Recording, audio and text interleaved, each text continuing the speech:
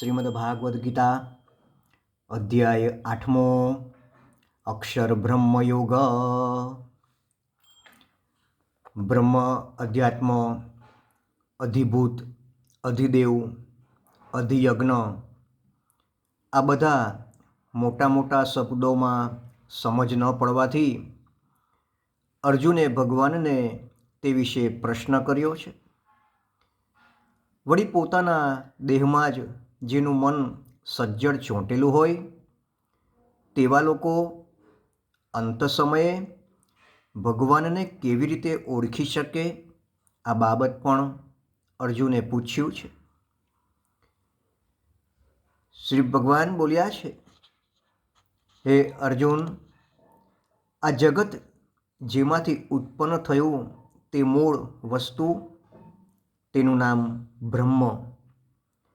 આ બ્રહ્મનો એક અંશ તે જીવ. જીવ જગતના પદાર્થો ભોગવવા માટે દેહની સાથે જોડાય તે આધ્યાત્મ. વિવિધ દેવોમાં ભાવના પ્રગટ થાય અને તેના નિમિત્તે દ્રવ્ય વાપરીને યજ્ઞ, યાગ વગેરે કરવામાં આવે તે કર્મ. જગતમાં શરીર વગેરે જે પદાર્થો છે તે અધિભૂત કહેવાય અને સુવર્ણમય આદિપુરુષ અધિદેવ તરીકે ઓળખાય. વળી લોકોના શરીરમાં રહેલ પરમાત્મા તે જ અધિયજ્ઞ ગણાય. અંતકાળ વખતે ઈશ્વરનું જ સ્મરણ કરતાં કરતાં જે વ્યક્તિ શરીર છોડે તે ઈશ્વરને પામે જ, તેમાં શંકા નથી. અંતકાળમાં શરીર છોડતી વખતે માણસના મનમાં જે જે ભાવો પેદા થાય તે વાસનાઓ કહેવાય અને તેથી ફરીવાર તેને તે જ વસ્તુઓ મળે. એટલે ભગવાન અર્જુનને કહે છે કે તું દરેક ક્ષણે મને યાદ કરતાં કરતાં યુદ્ધમાં લડીશ તો તારું મન અને બુદ્ધિ મારામાં જ રહેશે અને તું મને પ્રાપ્ત કરીશ. મન ગમે ત્યાં ભટકે તેના કરતાં તેને ટેવ પાડીને પ્રકાશ રૂપે પરમાત્મામાં સ્થિર કરીને તેનું જ સ્મરણ કરવું, તો તે માણસને પોતાના અંતરમાં જ ઈશ્વર પ્રાપ્ત થાય. ઈશ્વર બધું જાણનાર, સૌથી પુરાણા એટલે કે આદિ સ્વરૂપ અને બધાને વશમાં રાખનારા, અણુથી પણ નાના બધાનું પોષણ કરનારા, જેનું સ્વરૂપ વિચારથી પર છે તેવા અને કરોડો સૂર્યના જેવા તેજસ્વી છે તથા અજ્ઞાનથી પર છે. આ પરમાત્માનું જે અંત સમયે ભક્તિથી સ્મરણ કરે તે અંતકાળ વખતે પણ ભક્તિથી પોતાના બે ભ્રમરની વચ્ચે પ્રાણને રોકીને સ્થિર ચિત્તથી પરમાત્માને યાદ કરી શકે અને તે દિવ્ય સ્વરૂપવાળા ઈશ્વરને મેળવી શકે છે. પરમાત્માનું પદ તે પરમપદ. વેદમાં તે અક્ષર એવા નામથી ઓળખાય છે. સંયમ રાખનારા બધી આસક્તિઓ છોડીને તે પદ મેળવવા પ્રયત્ન કરે અને તે પદને ઓળખવામાં બ્રહ્મચર્ય વગેરે વ્રતો કરે. હવે આ પદ કેવું છે તે શ્રી કૃષ્ણ વર્ણવે છે. શરીરના આંખ, કાન, મોં વગેરે બધા જ દરવાજા બંધ કરવાના અને પોતાના પ્રાણને ભ્રમરોની વચમાં સ્થિર કરવાનું.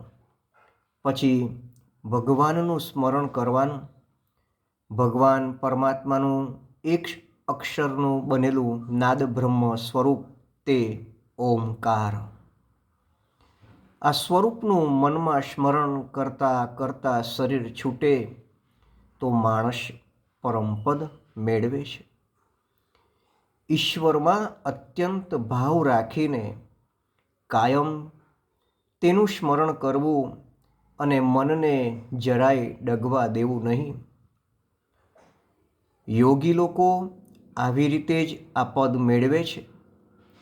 આ પદ મેળવનાર મહાત્માઓ અથવા પ્રભુના ભક્તો ફરી જન્મ લેતા જ નથી. ભગવાન કહે છે કે બ્રહ્મલોક સુધીના પૃથ્વી વગેરે 14 લોક પેદા પણ થાય અને સમય આવે ત્યારે તેનો નાશ પણ થાય, પણ પરમપદને પામનાર ફરી જન્મ કે મરણ પ્રાપ્ત કરતો નથી. 1000 યુગનો બ્રહ્માનો દિવસ અને તેટલી જ મોટી રાત. જ્યારે બ્રહ્માનો દિવસ ઉગે ત્યારે બ્રહ્માના શરીરમાંથી સમસ્ત જગત અને બધા પ્રાણીઓ પેદા થાય. જ્યારે રાત પડે ત્યારે તે બધા પાછા બ્રહ્માના શરીરમાં લય પામે. આ આખો પ્રાણી સમુદાય પોતપોતાના કર્મોના આધારે આમ વારંવાર જન્મે અને પાછા બ્રહ્મમાં જ લય પામે છે. આ બધા પ્રાણી માત્ર બ્રહ્મમાંથી જ પ્રગટ થાય છે. પરમાત્મા આ બ્રહ્મથી જુદા અને સનાતન છે. તેને કોઈ જાણી શકતું નથી. બધા પ્રાણી સમુદાયનો નાશ થાય ત્યારે પણ આ પરમાત્માનું અસ્તિત્વ તો રહે જ છે. અક્ષર અથવા અવ્યક્ત નામથી જે ઓળખાય છે તે જ પરમગતિ સ્વરૂપ છે. આ ગતિને પામે તે ફરી સંસારના ચક્કરમાં આવે નહીં. કૃષ્ણ ભગવાન કહે છે તે પરમગતિ એ જ મારું ધામ છે. આખું જગત પરમાત્મામાં સમાયેલું છે અને અનન્ય ભક્તિથી જ પરમાત્માને મેળવી શકાય છે. યોગી માણસો જે સમયમાં શરીર છોડે તે સમય એવો હોય છે કે જેથી યોગીને સંસારમાં પાછું આવવું જ ન પડે. તે જ રીતે સામાન્ય માણસનું શરીર છૂટે તે સમય પણ જુદો જ હોય છે. આ સમયને કેવી રીતે જાણવો?